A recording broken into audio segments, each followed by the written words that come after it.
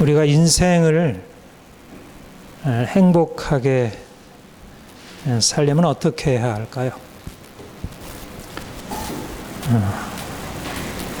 뭐가 인생의 행복을 좌우하게 하죠?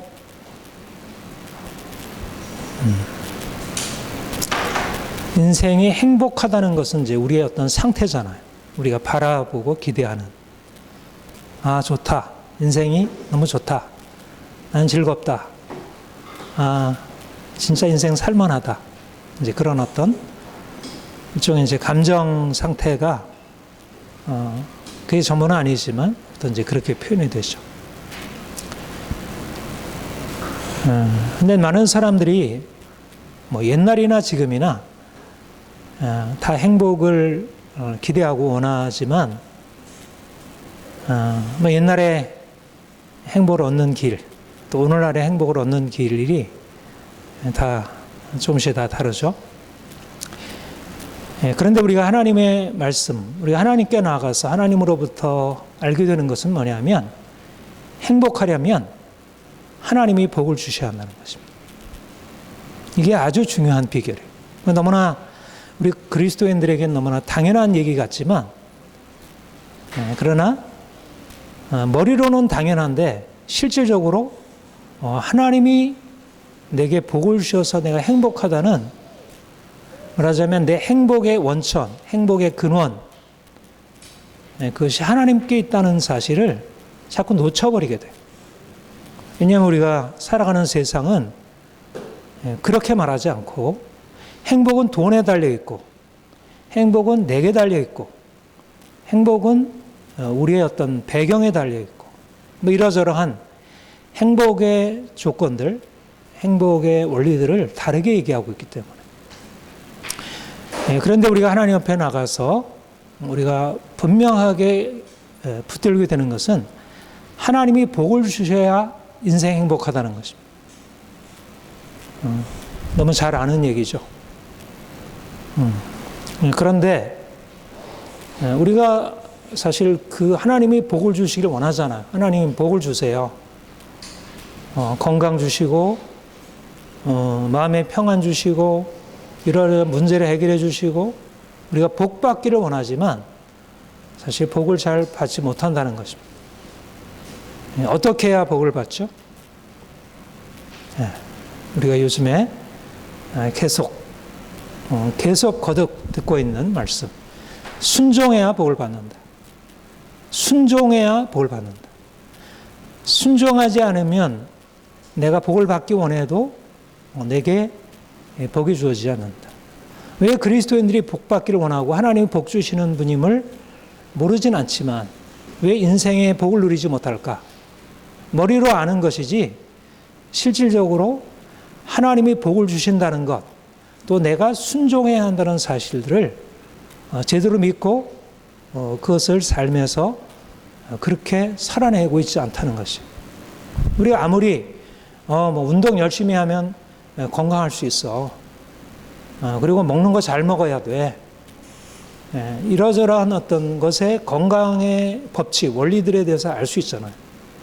그러나 건강하게 산다는 게 그렇게 쉽지 않아요. 그렇죠? 먹는 거 쉽지 않고 운동하는 거 쉽지 않고 머리로 아무리 건강의 원리에 대해서 알고 있다 하더라도 실제적으로 그렇게 살아나기 쉽지 않아요.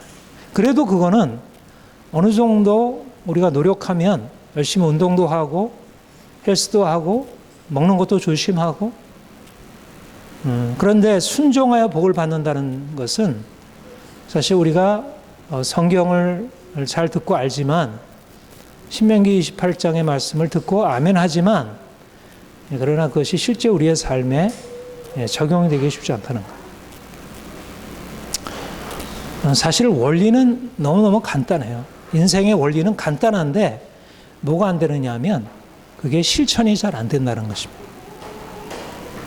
본문 말씀에 듣고 삼가 지키라.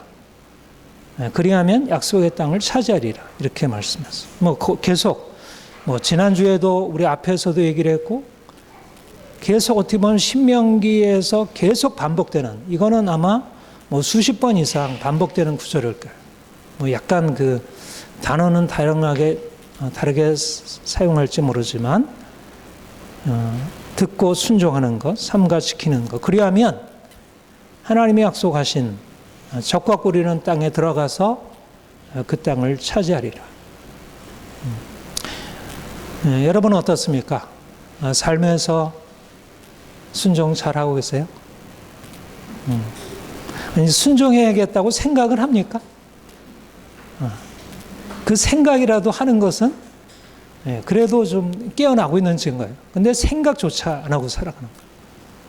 근데 그렇게 생각은 해도 막상 구체적으로 순종이 뭔지를 잘 모르기도 하고 또 내가 알아도 그게 잘 안 되고 하고 싶지 않기도 하고. 여러분, 사실 아는 것과 실천, 야고보서 1장에도 보면 그런 말씀을 했어요. 우리가 알지만 그러나 실천하지 않으면 마치 거울을 보고 나서 자기의 얼굴에 문제가 있는 걸 알면서도 그대로 가서 하는 거랑 똑같다. 순종한다는 사실, 순종하면 복받는다는 것을 듣고 아멘 했으면 이제 내가 내 삶에서 어떻게 하면 순종하며 살아갈까? 그래서 내 인생에 어떤 복을 누릴까? 이제 그런 믿음대로 행하는 것이 중요하다. 이렇게 말할 수가 있습니다. 예, 오늘 본문 말씀은 우리가 하나님께 순종하여 복을 받는 그 말씀을 우리가 6장 처음부터 이렇게 이제 살피고 있는데 6장 그 16절인가요? 첫 구절에 너희가 마사에서 시험한 것 같이 너희 하나님 여호와를 시험하지 말라. 이거는 무슨 말이냐면 지금 이 신명기 말씀을 받는 장소가 어디죠? 모압 평지예요. 그러니까 광야 40년 기간을 거쳐서 지금 훈련을 마치고 바로 가나안 땅에 들어가기 전에 이제 요단강만 건너가면 바로 적과 꿀이는 가나안 땅에 들어가요. 그래서 그곳에서 이제 모세가 이스라엘 백성들에게 이제 너희가 가나안 땅에 들어가게 되면 이런 일을 만나게 될 것이다. 근데 너희가 가나안 땅에 들어가는 것도 중요하지만 중요한 것은 그 땅에 들어가서 이렇게 살아야 된다 하는 그 가나안 땅에 들어가서 행할 것에 대한 보다 구체적인 것을 지금 가르치고 있는 것이에요. 그러니까 그 핵심 내용은 순종하면 복을 받는다는 것이었고 불순종하면 저주를 받는다는 것이에요. 이게 신명기서의 가장 핵심적인 내용이죠. 그거를 이제 이렇게 저렇게 풀어 설명하고 있는 거예요. 그런데 여기 16절에 너희가 마사에서 있었던 일을 기억해라. 여러분 마사 혹시 아시나요? 이거는 출애굽 초기에 있었던 일이에요. 이스라엘 백성들이 이제 애굽을 떠나서 홍해를 건너죠. 그러니까 엄청난 역사였잖아요. 홍해가 갈라지고 바로와 그 군대가 이제 바다에 죽게 되는 엄청난 역사를 하나님께서 이루셨어요. 그런데 그들이 이제 광야로 이제 들어가서 이제 그 광야를 행진하게 돼요. 근데 이제 처음에 만났던 일이 바로 이 마사라는 사건이었어요. 마사에서 있었던 사건. 그게 뭐냐면 광야는 여러분들 혹시 성지 여행 다녀오신 분들 있을지 모르겠지만 거기는 그 사막 기후였고 좀 이스라엘보다 더 밑에 쪽이잖아요. 애굽 쪽이니까 밑에 쪽이고 그 사막 기후이고 이제 물이 없고 그래서 광야, 사막 이제 이런 이제 그 지형적으로 그런 곳이에요. 저도 그 성지 여행을 애굽, 요르단, 이제 그 이스라엘 그리고 저는 터키까지 무려 한 달 동안 다녀온 적이 있고 그런데 이제 시내 산 거기 이제 광야길을 저도 이제 지났는데 진짜 뜨겁고 우리가 다 이제 그런 것도 알지만 그러니까 먹을 물이 없는 거예요. 식물도 없고 그러니까는 이제 그 수많은 대군이 뭐 나올 때는 뭐 이러저러하게 나왔어도 이게 뭐 얼마나 가겠어요. 먹을 물이 이제 없으니까 광야는 제일 먹을 거, 마실 거. 근데 이제 먹을 물이 없으니까 막 이제 이제 그동안 하나님이 행하신 것에 대해서 막 감사가 있고 막 그러다가 이제 그 당장 이제 그 마실 물이 없으니까 이제 화가 이제 원망이 나거든요. 그래서 모세한테 원망하기를 당신이 어찌하여 우리를 애굽에서 인도하여 내어 우리와 우리 자녀 우리 가족들을 목말라 죽게 하느냐 이렇게 원망하게 된 것입니다. 그래서 거기 그래서 이제 하나님께 모세가 이제 하나님 간구했죠. 하나님께 간구했더니 하나님이 반석에서 이제 물을 이제 반석을 치면 물이 나오리라. 그래서 반석에 그 지팡이로 물을 쳤더니 반석에서 물이 나와서 백성들이 먹게 되었어요. 그래서 이스라엘 백성들이 하나님과 다투었다 그래서 마사 또는 무리바 또 이제 나중에 한 번 더 그런 사건이 나오는데 아무튼 초기에 있었던 일이 마사 사건이었어요. 그러면서 사실은 이제 이 사건 여기서 시험한 것 같이 너희가 여호와를 시험하지 말라. 그러니까 마사의 일을 기억하라는 거예요. 여러분 그 이스라엘 백성들에게 있어서는 이스라엘 백성들이 유대인들이 가지고 있는 아주 굉장히 중요한 다른 민족과 다른 아주 중요한 특성이 있고 강점이 있는데 그게 뭐냐면 역사에 대한 기억이에요. 뭐 우리도 역사 배우죠. 한국사 배우고 뭐 삼국 시대, 뭐 고려, 조선, 일제강점, 근현대사. 그러니까 요즘에 뭐 공무원들도 시험 보고. 근데 여러분들 역사가 어때요? 여러분들에게 우리 역사가 그렇게 뭐 우리의 삶의 교훈이 되나요? 과거에 있었던 일, 뭐 임진왜란 뭐 이런 걸 통해서 이순신 장군에 대해서 기억하기도 하고, 뭐 6.25 전쟁에 대해서, 뭐 일제강점에 대해서 이러저러한 것을 부분적으로 기억하긴 하지만 우리가 역사가 우리의 삶에 있어서 크게 영향을 미치는 것은 별로 없어요. 그런데 이스라엘 백성들에게 있어서는 그런 의미가 아니에요. 이스라엘 백성들에게 역사라고 하는 것은 자기들의 정체성이에요. 그러니까 그들은 끊임없이 과거로 돌아가서 과거에 있었던 일을 회상하고 그것을 통해서 자기가 누구인지, 그리고 무엇보다도 과거를 기억하고 역사를 기억하는 중요한 이유는 뭐냐면 그 일 속에서 하나님이 무엇을 행하셨냐는 걸 기억하는 것이죠. 그러니까 사실은 창세기, 출애굽기, 레위기, 민수기, 신명기, 그리고 뭐 이제 여호수아, 사사기, 열왕기, 상하, 사무엘, 열왕기, 상하, 역대기 다 역사 얘기잖아요. 근데 수많은 역사는 이거는 우리에게서는 성경이지만 이스라엘 백성들에게는 자기의 과거 역사이고 자기 자신들이 누구인지를 보여주는 거예요. 여러분들 지금 이스라엘 백성들 그리고 유대인들이 전 세계에 가장 뛰어난 민족으로 알려져 있잖아요. 여러 가지 우리가 제가 종종 그런 얘기를 하지만 유대인들이 어떻게 이렇게 뛰어난 민족이 되었을까 했을 때 가장 핵심 중에 하나가 뭐 교육이고 율법이고 뭐 여러 가지 이유가 있지만 부모 교육이고 여러 가지가 있지만 그 중에 한 가지가 역사의식이에요. 그들은 과거의 역사로부터 자신이 누군 자기의 정체성을 너무나 분명히 하고 있는 거죠. 사실상 우리나라도 그래도 역사가 있고 단일 민족으로서 과거의 역사에 대한 기억이 있다는 게 우리에게 굉장히 큰 강점이고 문화민족으로서의 특징이라 할 수 있어요. 그런데 우리에게 있어서는 우리가 그런 역사를 가지고 있지만 그 역사가 자랑스러운 역사, 우리가 끊임없이 회상하는 역사, 또 실패했을지라도 그 실패를 통해서 지금을 다시 비출 수 있는 그런 것이 충분한 역할을 하지 못해요.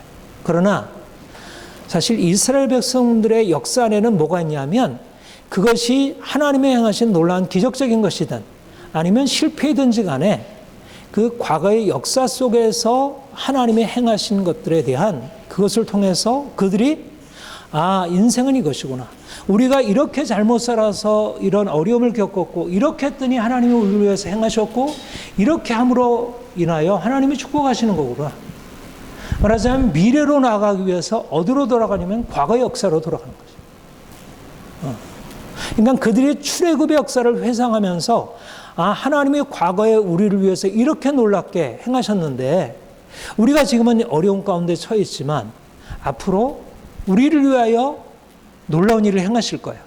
그러니까 과거에 일하신 하나님을 회상함으로 미래에 행하실 하나님을 향해서 기대하고 소망하고 나가는 것. 이것이 이스라엘 백성들의 역사의식이고, 또 중요한 역사는 바로 이런 역사라는 거예요. 실패 역사, 부끄러운 역사, 하나님을 시험하고 하나님을 불신하고 그래서 심판을 받았던 역사.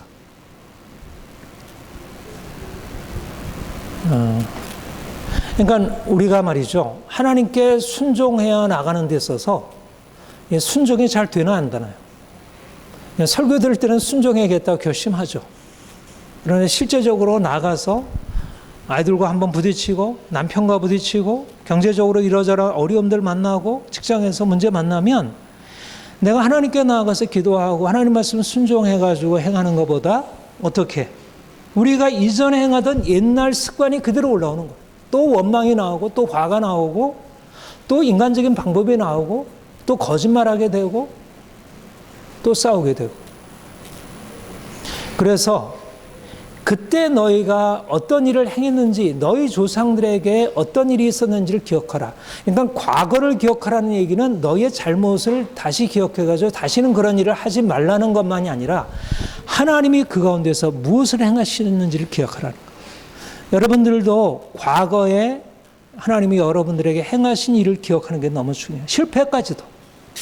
내가 그때 말씀에 불순종해서 어떤 일을 당했는지, 내가 사람 의지했다고 어떻게 낭패를 당했는지, 내가 돈을 의지했다고 어떻게 낭패를 당했는지를 내가 기억하고 계속, 아, 맞아, 내가 이렇게 하나님 없이 살게 되면 내 인생이 문제가 있는 거예요. 그러면 다시는 그 실패를 반복하지 않게 되고 또 앞으로의 삶에 있어서 그것이 거듭거듭 나에게 힘이 되고 교훈이 되는 것이죠. 아무튼 이렇게 해서 마사에서 하나님을 시험했던 너희의 과거를 기억해라. 그런데 그들이 물이 없다고 원망한 것은 어때요? 그건 자연스러운 이런 반응 아니겠어요? 물이 없으면 당연히 원망이 나오잖아요. 근데 자연스러운 게 아닌 거예요. 이거를 뭐라 그랬냐면 시험했다. 그리고 여기에 뭐라 그랬냐면 거기 출애굽기 17장에 뭐라 그랬냐면 여호와께서 우리 중에 계신가 아니 계신가 그렇게 얘기를 했다는 거예요. 말하자면 그들이 원망했다는 것은 하나님이 지금 계셔 안 계셔. 그러니까 그들이 생각할 때 하나님이 계시다는 건 뭐예요? 하나님이 즉각적으로 그냥 마치 홍해가 갈라지듯이 뭐 그냥 물이 막 쫙 나오고 오아시스가 갑자기 출현하고 뭐 이런 방식으로 말하자면 인생에 고통도 없고 문제도 없는 것이 마치 하나님이 함께 하시는 증거, 하나님이 계신 증거라고 생각하는 거예요. 그런데 하나님이 함께 하시는데 물은 없고 목은 마르고 아이들은 울고 보채고 짐승들도 마실 물이 없고 이거 이렇게 나왔다가 다 죽게 되는 거 아니야? 우리가 이 애굽에서 살 때 종살이였지만 그래도 이런 경우는 없었지. 애굽은 그래도 이런 경우는 없었지. 그러면서 하나님이 없는 거 하는 것으로 의심한 것입니다. 왜 그랬을까요? 그들은 하나님이 이스라엘 백성들을 위해서 그들을 애굽에서 건져나실 때 바로에게 행한 일을 봤잖아요. 10가지 재앙을 통해서 어떻게 심판하셨는지. 그리고 바로 얼마 전에 출애굽 홍해를 건너면서 하나님이 어떻게 놀라운 일을 행하셨는지 그들이 똑똑히 봤잖아요. 그런데 지금 물이 없는 상황이면 그 하나님 어디 가신 거예요? 말하자면 과거에 그 하나님이 행하신 것에 대해서 까마득히 잊어버리고 이제 당장 물이 없다고 원망하고 행하는 거죠. 그러니까 그들은 그 믿음이라는 게 어디에 달려있는 거예요? 자신들의 경험에 달려있는 거예요. 눈에 보이는 대로 행하는 거예요. 하나님을 믿는 게 아니라 사실상 하나님이 나에게 행해 주신 그 좋은 것 때문에 내가 기뻐했던 거지, 그 하나님이 우리를 여기까지 인도하신 하나님이 우리를 무덤 가운데서도 우리를 위하여 행하시리라. 말하자면 아무것도 물이 없고 척박한 그 땅에 하나님께서 이르게 하실 때 그들에게 무엇을 드러내게 하냐면 그들이 과연 무엇을 믿고 있는지, 그들이 하나님을 믿고 있는지 아니면 보이는 것을 의지하고 있는지를 그가 거기서 이제 살피시는 것이죠. 그래서 이스라엘 백성들이 그걸 통해서 그들의 불신앙이 드러난 것입니다. 여기서 너희가 광야에 서 있었던 것, 마사에 서 있었던 것 같이 그렇게 하나님을 시험하지 말라. 하나님을 시험한다는 게 뭘까요? 하나님을 시험한다. 여러분, 하나님이 우리를 시험하신다. 마귀가 우리를 시험한다. 이런 건 되는데, 우리가 하나님을 어떻게 시험해요? 아이가 선생님을 시험하기 어렵잖아요. 아이가 부모를 시험하기 어렵잖아요. 시험한다는 얘기는 무슨 말일까요? 바로 의심하는 것입니다. 불신하는 것. 계신가 아니 계신가? 엄마가 나에게 이렇게 밥도 안 주고 나에게 야단만 치고 나를 사랑해 사랑하지 않아. 시험하는 거. 내 안에 그동안 의지하고 따라가다가 뭔가 내가 원하는 방식으로 되지 않을 때 그것에 대한 의심이 들고 원망이 들고 그때는 굉장히 좋았다고. 우리 아이들 그렇잖아요. 아이들 잘해줄 때는 엄마 너무 좋다고 하고 사랑해 뭐 이러다가 야단 맞고 그러면 엄마 싫어 가 이러잖아요. 그러니까 그 아이의 기준은 뭐예요? 자기가 보고 자기한테 좋은 대로 하는 거예요. 그러니까 하나님께 나아가는 것도 결국 이게 어린아이 믿음이지.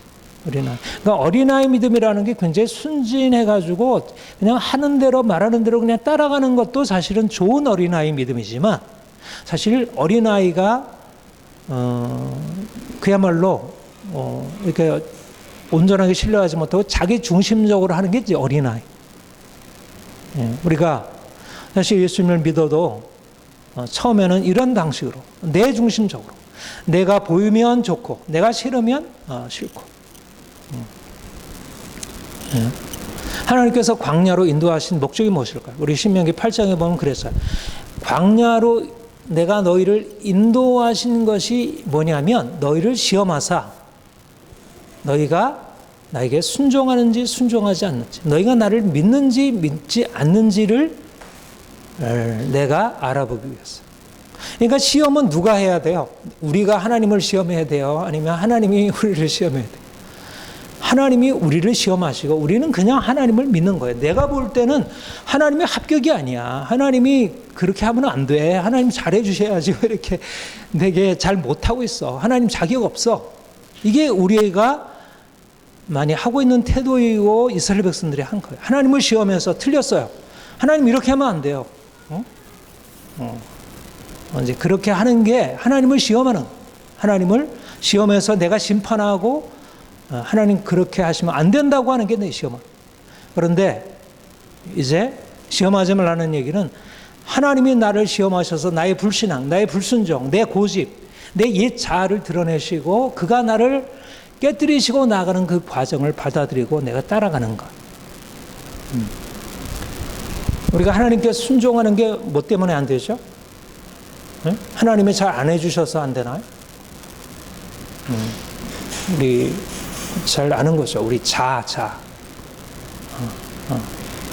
내가 생각하는 것, 내가 원하는 것에 꽉 붙들려 있는 것.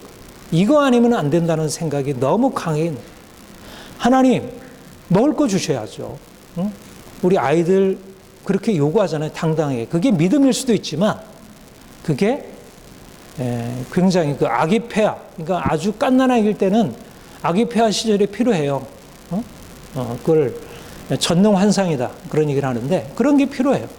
근데 얘가 계속해서 아기 폐하 노릇을 해요. 엄마 시키려고 하고 엄마가 말 안 듣면 막 화를 내고 뭐 이런 아이들 많잖아요. 요즘에는 그렇게 완전히 그 공주 왕자 뭐 다들 그렇게 키워. 그러니까 마치 이제 그래서 어려서부터 자기중심성, 내가 원하는 대로 해야 한다는 그 강한 고집이 세워지는 게 너무 많아요. 그런데 이게 뭐 인간관계 속에서 어린아이가 잘못 버릇드는 거야 뭐 그럴 수 있다 하더라도 이 하나님과의 관계 속에서 우리 믿는 사람들이 이게 하나님 앞에 아기 폐하가 되고 있다는 거야. 하나님이 내 말 들어야지. 내가 기도하면 들어줘야지. 왜 인생이 이렇게 힘들게 나를 그냥 버려두시는 거예요. 하나님 자격 없어요. 내가 어떻게 하나님 믿을 수 있겠어요. 광야는 바로 그것을 시험하시는 거죠. 우리가 하나님을 시험하는 것에 대해서 나를 시험하지 말라. 너는 나를 믿어야 할 자이지 네가 나를 시험할 존재가 아니야. 내가 너를 시험하는 거지. 예? 우리가 우리 자신을 의심하고 시험해야지. 예? 하나님이 우리를 시험하시도록 우리를 그분에게 내어드려야지. 그러니까 믿음은 히브리서 11장 뭐라고 말씀했어요? 믿음은 바라는 것들의 실세, 보지 못하는 것들의 증거. 보이는 것이 아니라 보이지 않는 것을 따라 행하는 게 사실 믿음이에요. 보이는 것을 따라 행한다는 것은 뭐냐면 내가 중심에 되어서 인생을 끌어가겠다는 얘기예요. 내 원하는 것 채우겠다는 거예요. 그래서 없으면 원망하고 불신하고 불평하고 안 된다고 돌아서고. 그런데 믿음이란 하나님이 나를 바라보시고 하나님이 관심을 가지시고 하나님이 나를 이끌어 가시는 것에 나를 맡기고 그가 행하시도록 나를 내어드리는 것. 이게 광야의 훈련이에요. 그러니까 이전에는 우리가 하나님을 시험하다가 이제는 하나님이 우리를 시험하시는 그 과정에 나를 내어 맡기고 내가 그 시험에 통과하기 위해서 열심히 그 훈련을 받아들이는 거예요. 그동안에 처음에는 원망하고 그러다 이제는 원망 내려놓고 하나님이 뜻이 계셔서 이 과정을 허락해 주셨겠지. 그러면서 이제는 고분고분해지는 거예요.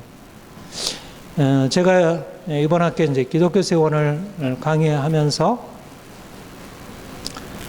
사실 저는 요즘 시대에 대해서 가장 크게 문제가 되는 게 제가 요즘에 계속 순종에 대한 이 말씀을 전하고 앞으로 계속 사실은 이것을 전해야 한다는 생각을 해요. 이 시대가 가장 막혀있는 부분, 가장 잘못되어 있는 부분이 이 순종을 완전히 폐기해버린 거예요. 부모에게 순종하는 것, 권위에게 순종하는 것, 하나님께 순종하는 것, 내가 원하는 대로 살겠다는 것, 내가 보는 대로 좋은 것. 그래서 원망, 불평 이런 것이 너무 보편화되어 있어요. 어린아이부터 부모에게 감사하고 순종하는 것보다 불평하고 자기 고집대로 해서 말 안 들으면 떼쓰고 안 하겠다고 하고. 그러니까 부모들은 다 그걸 받아주고. 네. 저는 옛날에 그 유교의 가부장적인 질서에 대해서 굉장히 비판적인 사람이긴 하지만 그러나 요즘에 다시 한번 우리의 그 유교의 가부장적 질서가 그렇게 나쁜 것만이 아니라는 사실을 새롭게 느끼게 돼요. 이게 하나님이 주신 우리나라의 고유한 좋은 미덕 중에 하나이구나. 제가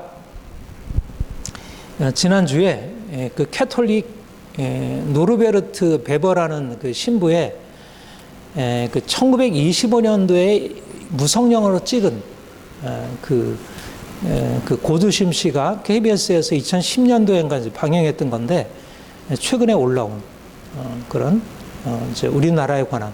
근데 이분이 이제 그 한국을 보고 너무 독일 신부인데 독일 그 주교였어요. 그래서 이제 감독 차원 거예요. 실제적으로 이분은 이제 선교기보다는 이제 그 전체적으로 베네딕트 수도에 있는 감독을 위해서 왔는데 이분이 이제 한국 문화에 대해서 이제 너무 놀라워한 게 많았어요. 너무 이게 한국은 진짜 굉장하다. 근데 이게 일제에게 이게 먹혀가지고 한국의 고유한 문화를 많이 잃어버리는 것에 대한 안타까움을 가지고 있으면서 한국에 대한. 근데 이제 그 중에 가장 대표적인 것 중에 하나는 이 조상에 대한 윗사람, 이게 그 부모에 대해 권위에 대해서 순종하고 따라가는 거. 이게 너무나 좋아. 그러니까 이제 조상 제사에 대해서도 굉장히 긍정적으로. 캐톨릭이기 때문에 좀 그러기도 하지만. 그러니까 우리나라에게 좋은 문화적인 전통. 그러니까 오늘날, 그러니까 저는 그렇게 생각해요. 지금 한국이 그 전 세계에 한류가 이렇게 퍼져나가잖아요. 그렇죠? 근데 왜 이렇게 전 세계에 뭐 동양이고 서양이고 할 것 없이 이렇게 나갈까 할 때 사실 우리 한국은 이 두 가지가 잘 조화를 이루는 거예요. 그러니까 동양의 그 윗사람에 대한 어떤 존중, 따르고자 하는 그 기본적인 게 우리는 배어 있잖아요. 이건 뭐 우리는 어려서부터 이게 뭐 그냥 배어 있는 거니까. 그런데다 이제 서구적인 것을 받아들여서 뭐 민주화도 되고 뭐 이제 이런 혁명도 하고 하니까 아니 이건 일본이나 중국과 이게 비교할 수 없는 게 일본이나 중국 같은 건 딱 그 권위적인 체제가 이렇게 딱 장악하잖아요. 지금도. 근데 우리는 이 두 가지 양면성이 다 있으니까 동양적이기도 하고 서양적이기도 양면성을 다 가지고 있는. 하나님이 특별히 우리나라를 위해서 정말 행하신 것이 있는 것 같아요. 아무튼 약간 편들어 나갔는데 아무튼 우리가 보는 대로 우리가 좋은 대로 행하는 것에서 하나님이 우리를 바라보시고 너는 내가 너한테 이걸 원해. 내가 원하는 것보다 하나님이 원하시는 것에 초점을 맞추는 거. 예, 여기에 이제 18절에 이렇게 말씀했잖아. 여호와께서 보시기에 정직하고 선량한 일을 행하라. 그리하면 내가 복을 받고. 이렇게 말씀했죠. 여러분, 이 말씀을 한번 잘 주의해서 보세요. 여호와께서 보시기에 정직하고 선량한 일. 이 정직하고 선량한 일을 뭐 여러 이제 그 번역들마다 조금씩 다른데, 이걸 다른 말로 하면 옳고, 좋은, 선한, 뭐 이제 이렇게 뭐 히브리어에서 이렇게 이제 번역할 수 있는 말이에요. 근데 여기 보면 정직하고 선한 일, 옳고 좋은 일을 하는데 누가 보기에? 하나님, 여호와께서 보시기에. 그러니까 왜 이 말을 썼을까요? 그냥 옳고 선한 것이라고 하는 말로도 족하잖아요. 그래도 알아들을 수 있는데 왜 특별히 이 말을 썼을까요? 특별히 하나님이 보시고 옳다고 하시는 것, 하나님이 보시고 좋다고 하는 것과 내가 볼 때, 사람들이 볼 때 옳고 좋다고 하는 게 다른 거예요. 그 당시 그렇고 그렇잖아요. 이스라엘 백성들이 광야길을 향하면서 자기들이 원하는 것은 하나님이 그냥 무조건 되고 다 들어주는 거예요. 이런 광야의 시련 없이 그냥 다 하나님이 해주는 거예요. 그리고 자기 멋대로 해도 하나님이 그냥 뭐라 안 하시고 그냥 다 봐주시는 거예요. 그런데 하나님이 원하시는 건 그게 아니에요. 하나님은 자기가 원하는 대로 다 채워주는 것도 아니고 잘못해도 그냥 오냐 받아주는 그런 분이 아니에요. 그러니까 아이가 생각하는 원하는 것과, 여러분 우리 엄마들은 아이 양육하면서 그런 고민 많잖아요.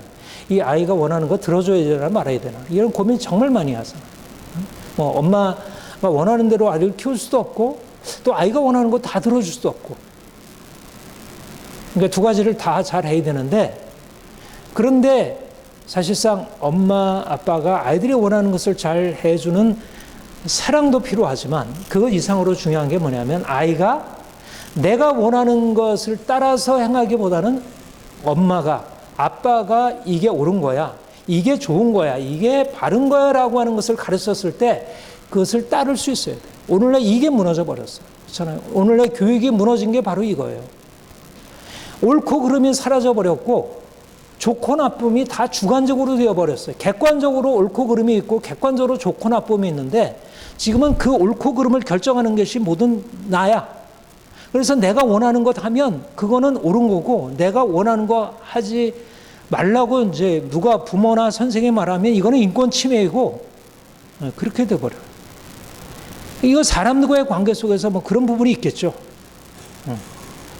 그런데 이런 생각이 어디까지도 미치냐면, 믿는 사람이 하나님과의 관계 속에도 그런 거예요. 하나님이 옳고 하나님이 선하다고 하시는 것을 따라가는 게 믿음이고 순종인데, 그것에 대해서는 별로 관심을 두지 않고 내가 보기에 옳고 선한 것을 고집하고 거기에 계속 머물러 있으려고 하는 거예요. 하나님이 아니라고 하는데도 그래도 그렇죠. 이거 들어줘야죠. 이런 식으로. 우리가 믿음이라는 게 뭐예요?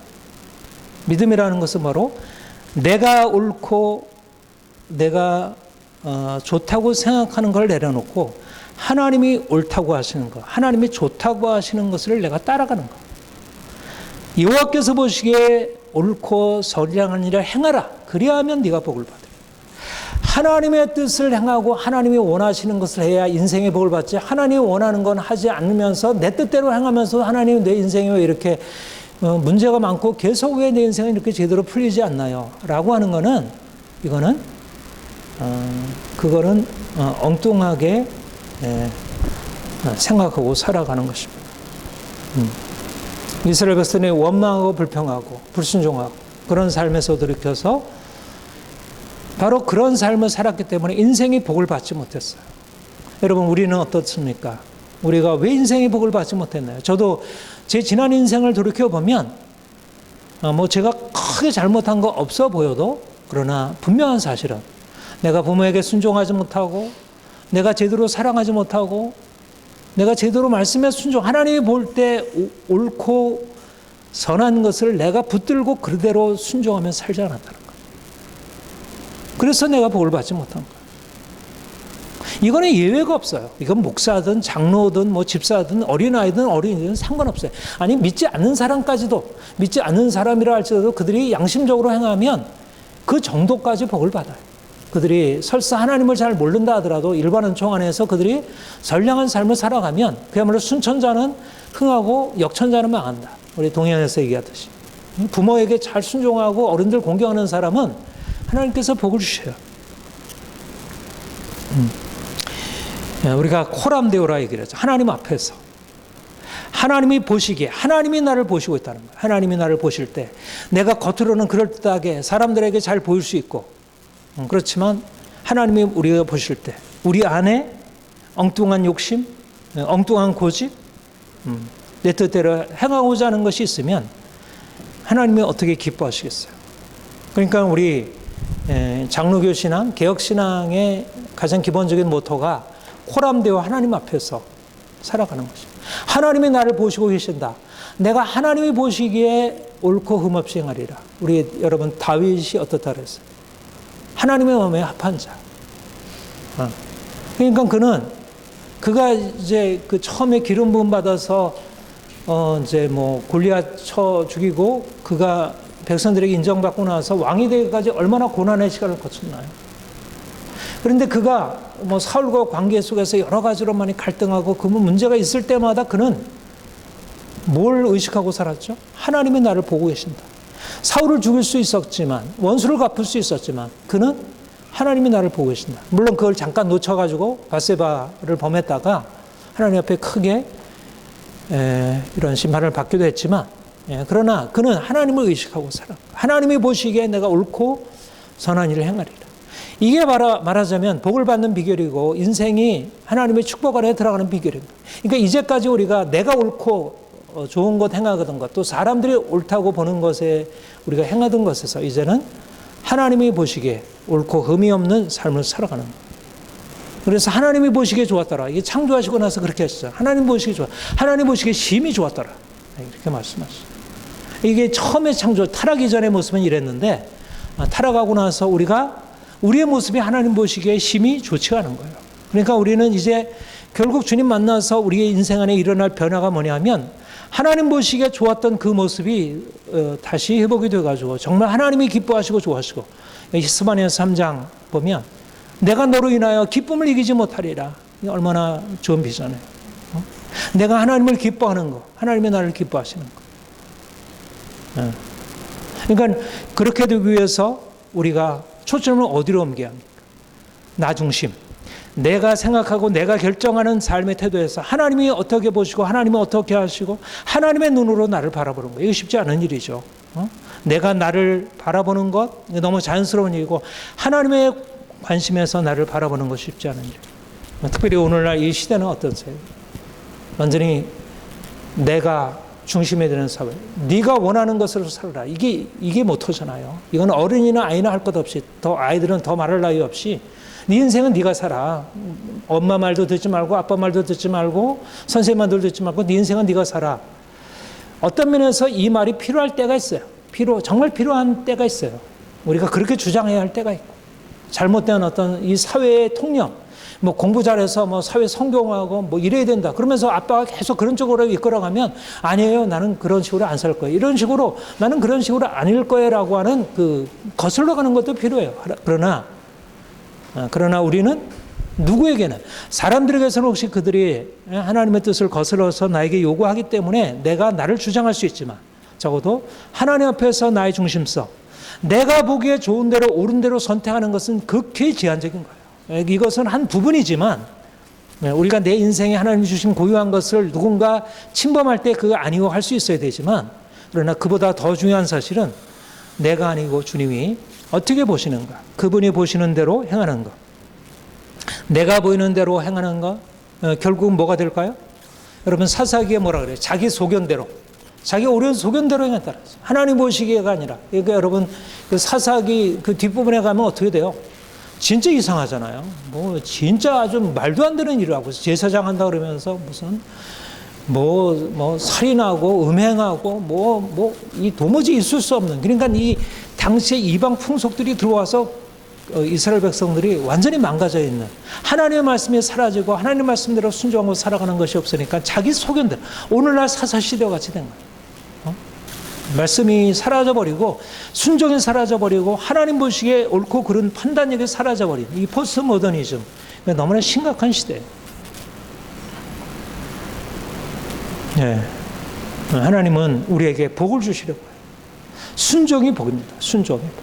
순종하려면 우리의 삶에 있어서 이종안에 불순종해오던 그 삶의 습관들을 하나씩 이게 드러나서 이게 깨어져야 돼요. 우리가 하나님을 시험하던 거. 하나님, 삶이 힘들다고 해서 하나님 원망하고 또 내가 방식으로, 내 방식으로 또 인생의 문제를 풀어가려고 했던 이전의 습관 내려놓고 하나님이 나를 시험하시고 나를 지금 정금같이 연단하신 후에 그가 나를 정금같이 나오리라. 하나님이 나를 연단하시고 시험하셔서 그가 보실 때 옳고 흠이 없이 사는 삶으로 살아갈 수 있도록. 그래서 하나님이 우리 인생을 위해서 예비해 놓으신, 우리를 위해서 약속한 땅, 모든 대적을 네 앞에서 쫓아내겠다고 네 조상들에게 맹세하신 아름다운 땅을 차지하리니 여호와의 말씀과 같으니라. 하나님이 우리를 위하여 이런 놀라운 축복을 나타내시도록 우리가 더 온전하게 우리를 주께 내어드리고 정말 주님께 온전히 순종하는 삶을 살길 바랍니다.